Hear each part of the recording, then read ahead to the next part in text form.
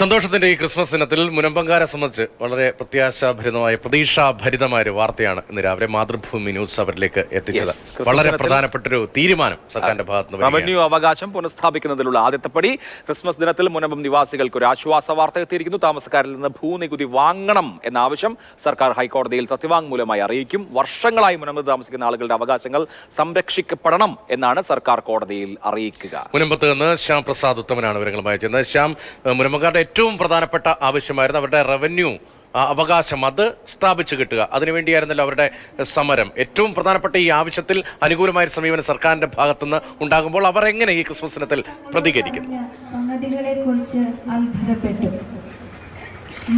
രതീഷ്, അതായത് ഈ മുനമ്പം ഭൂസമരം അതിന്റെ 74ാം ദിവസത്തിലേക്ക് കടന്നിരിക്കുകയാണ്. ഇന്ന് ക്രിസ്മസ് ദിനത്തിലാണ്. ക്രിസ്മസ് ദിനത്തിൽ ഇന്ന് സാന്റാക്ലോസ് തൊട്ടിലേക്ക് വെച്ചാണ് ഈ സമരപ്പന്തലുള്ളത്. ആ ഘട്ടത്തിലാണ് ഇന്ന് രാവിലെയോടുകൂടി ഒരു ആശ്വാസ വാർത്ത അവർക്ക് എത്തിയത്. അതായത് അവരുടെ ഭൂനികുതി പിരിക്കാനുള്ള തീരുമാനത്തിന് വേണ്ടി ഹൈക്കോടതിയിൽ സർക്കാർ സത്യവാങ്മൂലം നൽകുന്നു എന്ന ഒരു ആശ്വാസകരമായ ഒരു വാർത്തയാണ് അവരെ സംബന്ധിച്ച് ഇന്ന് രാവിലെയോടുകൂടി എത്തിയത്.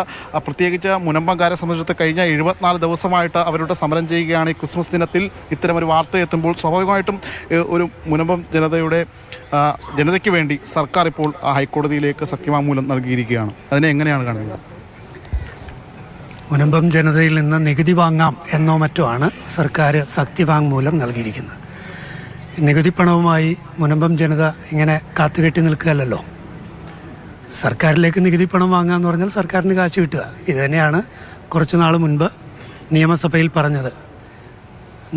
കരം വാങ്ങാൻ തീരുമാനിച്ചത് സർക്കാരിൻ്റെ റവന്യൂ വരുമാനത്തിനു വേണ്ടിയാണെന്നാണ് അന്ന് നിയമസഭയിൽ പറഞ്ഞത്. അതുകൊണ്ട് എന്താ പുതുമ?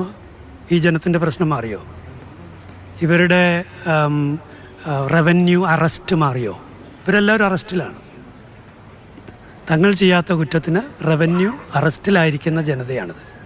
വ്യാജ അവകാശ വാദത്തിൻ്റെ പേരിൽ എത്ര കൃത്യമായ തെളിവുകളോടുകൂടി ഇന്ന് നമ്മുടെ മുന്നിൽ നിൽക്കുകയാണ്.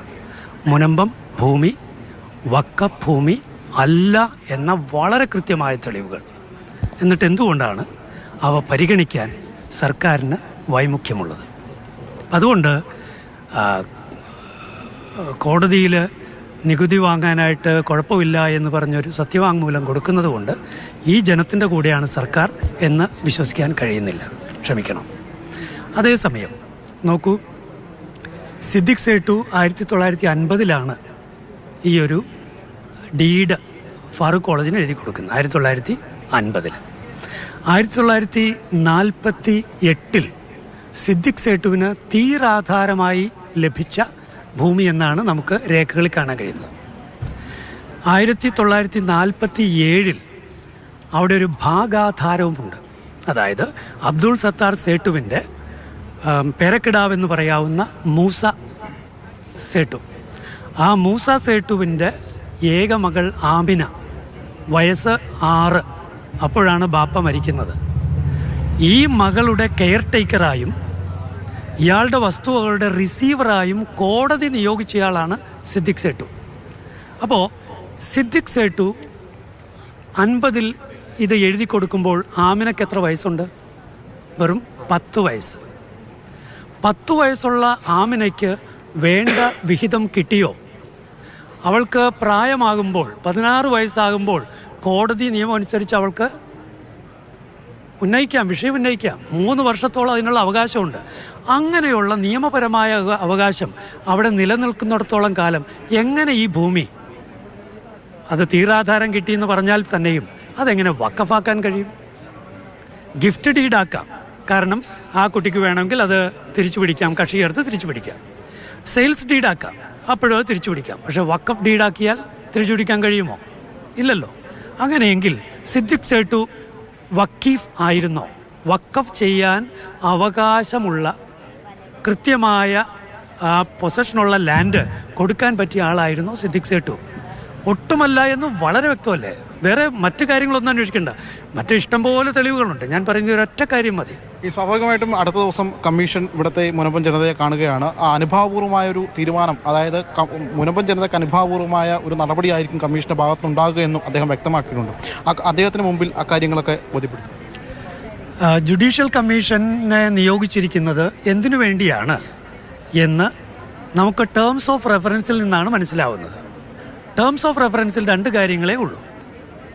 ഒന്ന്, ഈ പ്രദേശത്തിൻ്റെ കിടപ്പ്, സ്വഭാവം, വ്യാപ്തി ഇത് പരിശോധിക്കുക. കിടപ്പ്, സ്വഭാവം, വ്യാപ്തി. ഈ പ്രദേശത്തിൻ്റെ കിടപ്പ് അത് വളരെ പ്രധാനപ്പെട്ട ഒരു കാര്യമാണ്. ഈ പ്രദേശത്തിൻ്റെ ഈ പറയുന്ന 404.76 ഏക്കർ ഭൂമി എങ്ങനെയാണ് കിടക്കുന്നത്? നിങ്ങളിവിടെ മാധ്യമപ്രവർത്തകർ ഉണ്ടല്ലോ. 1971 വിധിയിൽ, സബ് കോർട്ട് വിധിയിൽ ഫസ്റ്റ് പേജിൽ തന്നെ ഇതിൻ്റെ കിടപ്പ് പറഞ്ഞിട്ടുണ്ട്. എങ്ങനെയാ? പുറമ്പോക്ക് കനാലിന് പടിഞ്ഞാറ് വശത്തേക്കെന്നാണ്. അതായത് കിഴക്ക് പുറമ്പോക്ക് കനാല്, അതിനുശേഷം 60 ഏക്കർ. സർക്കാരിന്റെ ഈ തീരുമാനം കൊണ്ടും തൃപ്തരല്ല. ശാശ്വത പരിഹാരം എന്നുള്ളതാണ് അവരെ സംബന്ധിച്ച് അവരുടെ ആവശ്യം.